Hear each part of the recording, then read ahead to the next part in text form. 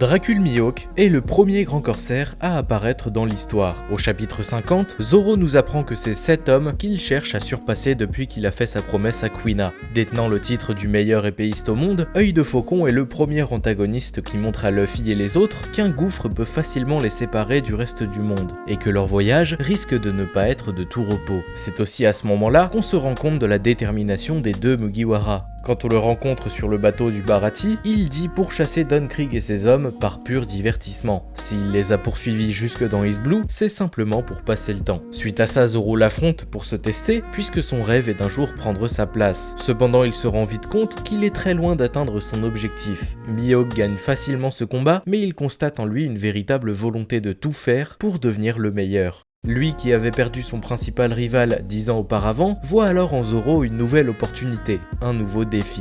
Shanks et Mihawk se sont battus pendant près de 24 ans, cependant, Œil de Faucon a décidé de ne plus l'affronter lorsque l'empereur a sauvé Luffy et perdu son bras. C'est un peu après cet événement qu'il se range du côté du gouvernement mondial en devenant grand corsaire. Suite à tout ça, il mène une vie plutôt calme, il n'est pas forcément embêté par la marine de par ses engagements avec eux, et il est très peu pris pour cible par les autres pirates. Mais beaucoup de choses vont changer à partir des archipels Sabondi, où l'équipage va se retrouver séparé par Kuma, qui va les envoyer chacun dans un coin du monde.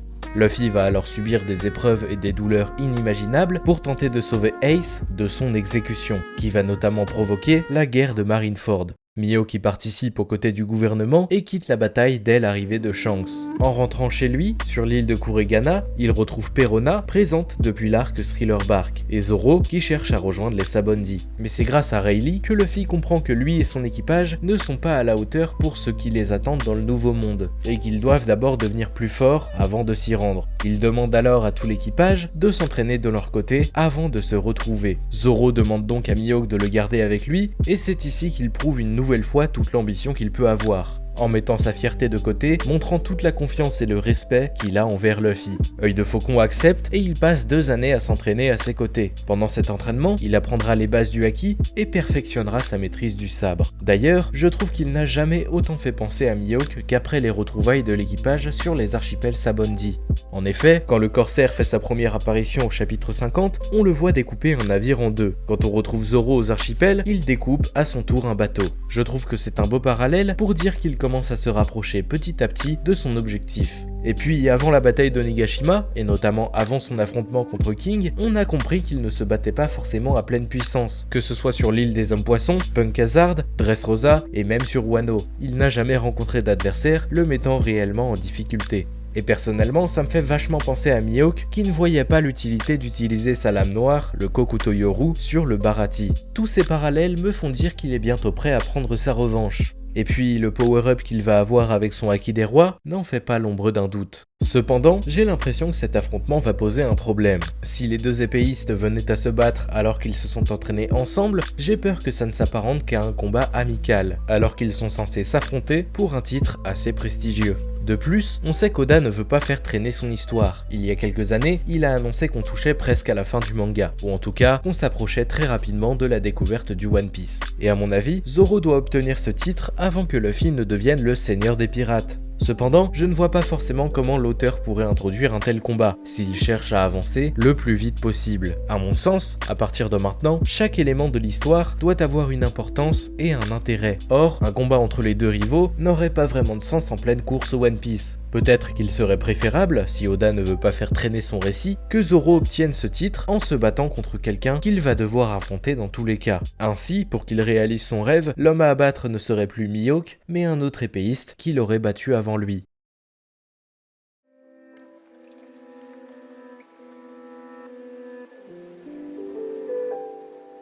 Comme on le sait, le système des grands corsaires a été aboli suite à une récente invention du Dr Vegapunk. Mihawk est donc contraint de reprendre la mer pour échapper au gouvernement. Je pense alors qu'il pourrait retrouver Perona, qui est parti au chapitre 925 chercher Moria, qui s'est rendu chez Barbe Noire. Mihawk, ne sachant pas vraiment où aller, déciderait de l'aider. Leur recherche les guiderait donc directement sur le territoire du Yonko. Selon moi, Barbe Noire et son équipage sont des personnages qui vont jouer un très grand rôle dans la suite du manga, en étant pourquoi pas l'adversaire final de Luffy juste avant de se rendre sur Laugh Tale. En effet, je trouve qu'il y a un très grand parallèle entre entre Luffy et Teach, ils ont tous les deux les mêmes ambitions, partagent le même rêve à savoir trouver le One Piece, et plus largement, ils sont mis en opposition évidente dès leur première rencontre sur Mocktown. Les deux pirates aspirent à devenir de grands adversaires et leurs équipages font évidemment partie de cette rivalité. Au vu du parallèle entre les deux capitaines, je me dis alors que Zoro et Shiryu ne sont peut-être pas si différents. On ne le connaît pas très bien, mais peut-être que le second de Teach a un objectif similaire à celui du Mugiwara. Un affrontement entre les deux semble alors tout tracé au vu des directions que prennent les deux équipages, et je trouverais ça plus que pertinent d'y ajouter un tel enjeu. Vous l'avez compris, quel que soit le scénario choisi par l'auteur et la façon de les faire se rencontrer, je pense que Mihawk viendra à céder son titre de meilleur épéiste au monde à Shiryu. Puisque comme je l'ai dit, je ne vois pas un combat avec un enjeu comme celui-ci comme étant un simple affrontement amical. Même si j'ai très envie de voir Mihawk se battre pleinement, ça me décevrait beaucoup que ce soit le dernier combat sérieux de Zoro.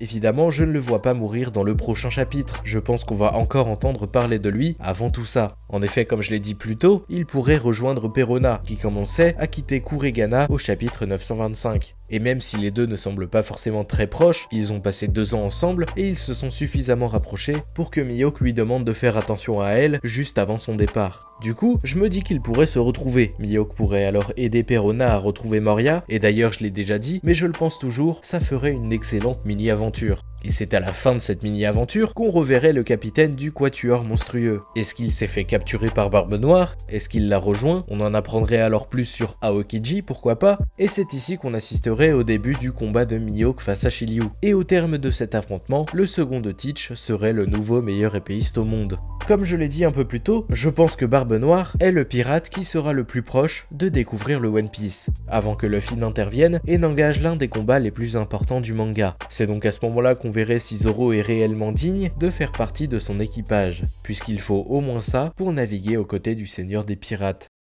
Suite à tout ça, Luffy et sa bande auraient le champ libre pour se rendre sur Laugh Tale, et ainsi accomplir ce que le précédent roi des pirates n'a pas pu terminer et littéralement changer le monde. Évidemment, j'ai conscience que surpasser Mihawk n'est pas forcément chose aisée. Je vois déjà des commentaires me dire que Shiryu n'est pas assez fort pour le vaincre, ou qu'il a le niveau second empereur alors que Œil de Faucon a le niveau Yonko. Et à ça, je répondrai que Zoro est exactement dans la même situation. Pourquoi est-ce que le Mugiwara y arriverait et pas l'ex-gardien en chef d'Impel Down? Zoro n'a jamais eu le niveau de Mihawk, mais a donné tout ce qu'il avait pour s'entraîner, s'améliorer et développer de nouvelles capacités au fil de l'histoire. Aujourd'hui, il n'a jamais été aussi proche de son but. Au vu de l'évolution qu'a eu Barbe Noire, en passant d'un simple pirate de barbe blanche sans prime à un Yonko, ça ne m'étonnerait pas que son équipage également soit devenu beaucoup plus fort. En gros, si Teach a autant de conviction que Luffy a trouvé le One Piece, c'est très probable qu'un épéiste comme Shiryu puisse avoir autant de détermination que Zoro à vaincre l'homme aux yeux de faucon.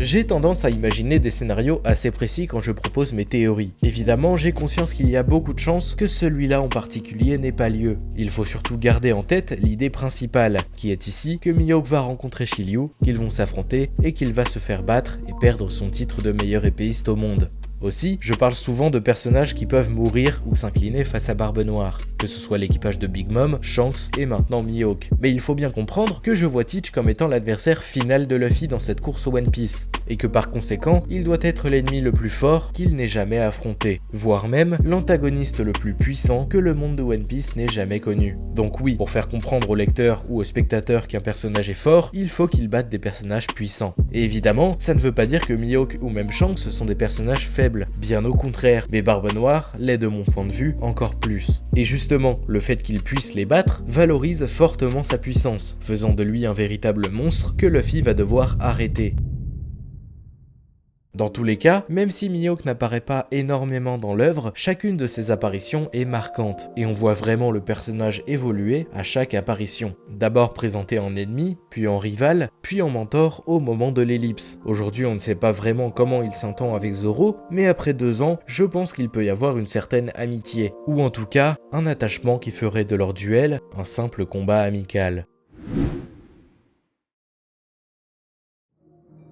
Si la vidéo vous a plu, n'hésitez pas à mettre un pouce bleu, un commentaire et à vous abonner, c'est super important si jamais vous voulez voir grandir la chaîne. Aussi, j'ai sorti la review du chapitre 1033 lundi dernier, donc vous pouvez aller jeter un coup d'œil, si ça vous intéresse, ça me ferait vraiment plaisir. En tout cas, je fais une vidéo sur One Piece tous les jeudis à 18 h, donc je vous dis à la semaine prochaine.